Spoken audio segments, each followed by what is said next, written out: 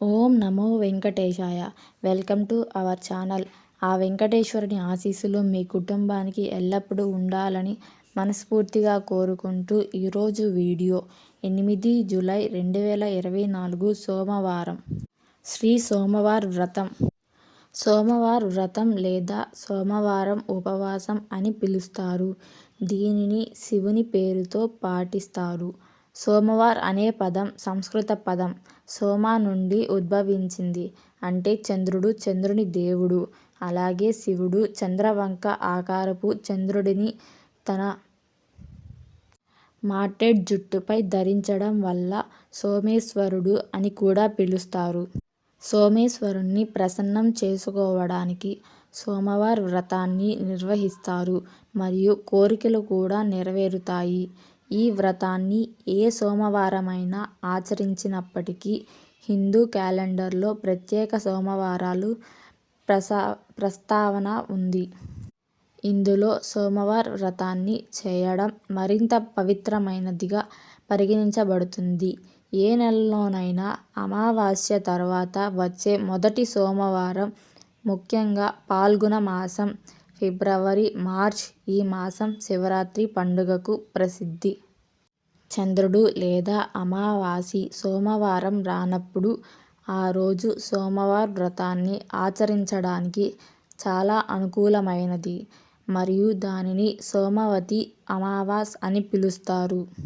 భారతదేశంలోని వివిధ రాష్ట్రాల్లో సోమవార వ్రత ఆచారం మారుతూ ఉంటుంది. మహారాష్ట్ర, గుజరాత్ మరియు భారతదేశంలోని ఉత్తరాది రాష్ట్రాల్లో గ్రెగోరియన్ క్యాలెండర్ ప్రకారం జూలై నుండి ఆగస్టు వరకు హిందూ మాసం శ్రావణ సోమవారాలను ఉపవాసం కోసం ఎంపిక చేస్తారు మరియు దీనిని శ్రావణ సోమవారం అంటారు.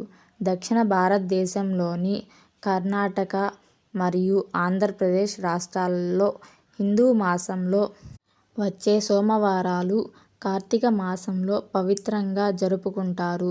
భారతదేశంలోని తమిళనాడు రాష్ట్రంలో తమిళ్ మాసం కార్తీక, నవంబర్, డిసెంబర్ నెలలులోని సోమవారాలు పవిత్రంగా నిర్వహించబడతాయి మరియు దీనిని కార్తీక సోమవారంగా పాటిస్తారు.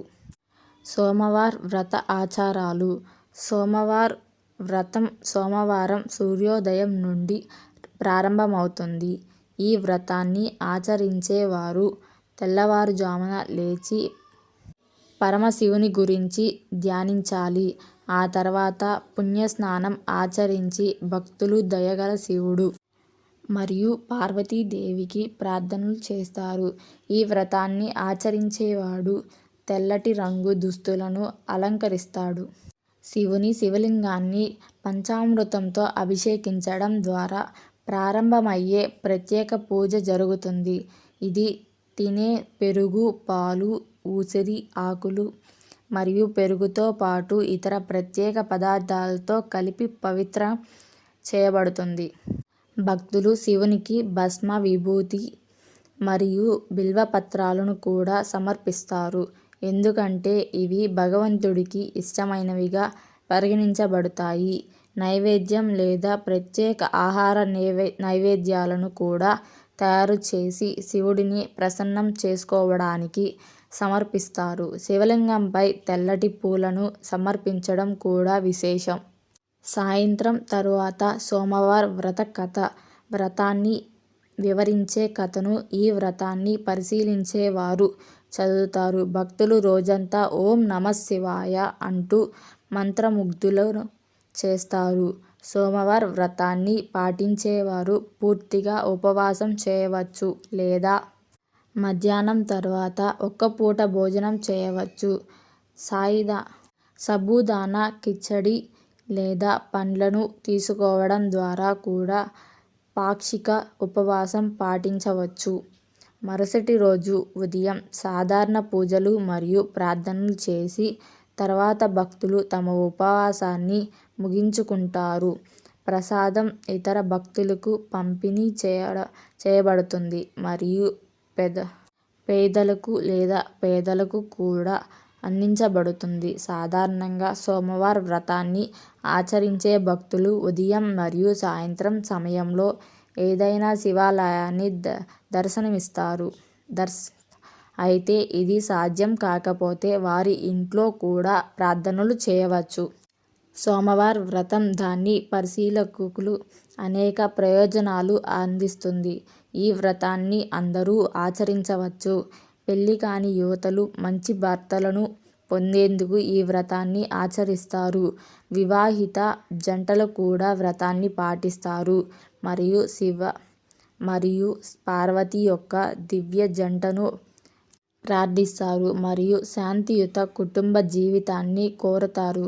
సోమవార వ్రతాన్ని ఆచరించే వ్యక్తి ప్రపంచంలోని అన్ని భోగభాగ్యాలను అనుభవించి చివరకు మోక్షాన్ని పొంది శివుని లోకమైన కైలాసాన్ని చేరుకునేలా అనుగ్రహిస్తాడని చెబుతారు.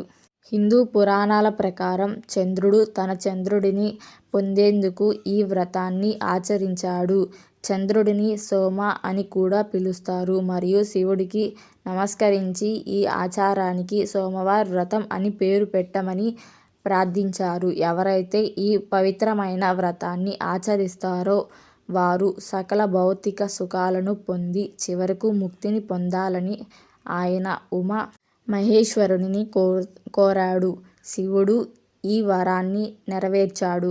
వశిష్ఠ మహర్షి కూడా ఈ వ్రతాన్ని ఆచరించాడు మరియు దానికి ప్రతిగా అరుణ తాడిని తన ఉత్తమార్ధంగా పొందాడు. సోమవార వ్రతాన్ని ఆచరించే వ్యక్తికి శివశక్తి అనుగ్రహం హృదయపూర్వకంగా లభిస్తుంది. ఇలాంటి వీడియోస్